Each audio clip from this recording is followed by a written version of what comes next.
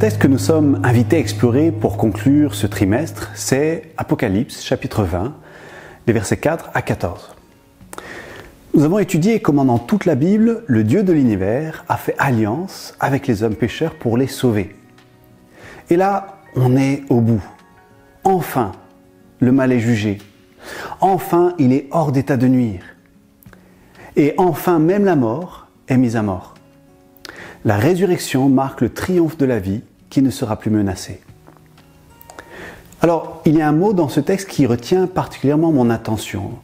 Je lis au verset 6, « Heureux et saints sont ceux qui ont part à la première résurrection.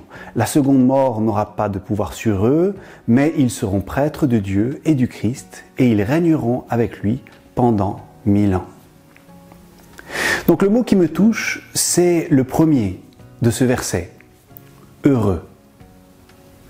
Heureux, tout le monde aspire à être heureux, mais bien malin celui qui réussit à dire ce que c'est et surtout comment.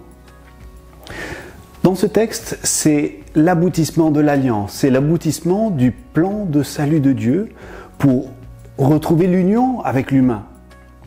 Mais vers quoi devait donc mener ce grand projet qui pourrait nous expliquer ce que veut dire être heureux? Heureux, en fait, c'est le même mot qui est répété par Jésus au début de son ministère quand il annonçait ce qu'il comptait accomplir. C'est ce qu'on appelle les béatitudes. Et bien là, ça y est, tout ce pourquoi Jésus a souffert et travaillé par l'Esprit pendant les millénaires de lutte sur la terre, ça y est, c'est arrivé, c'est le moment. Et donc, s'il reprend ses promesses dans Matthieu chapitre 5, eh bien, enfin on peut dire, les pauvres en esprit sont heureux, car le royaume des cieux est à eux. Les affligés ont été consolés par l'agneau. Les affamés de justice sont rassasiés. Les doux héritent de la terre. Les cœurs purs voient Dieu. Les faiseurs de paix sont appelés enfants de Dieu. Et ceux qui ont souffert pour leur foi reçoivent leur récompense. Jésus dit donc de ceci, « Réjouissez-vous et soyez dans l'allégresse. » Voilà ce que veut dire « heureux ».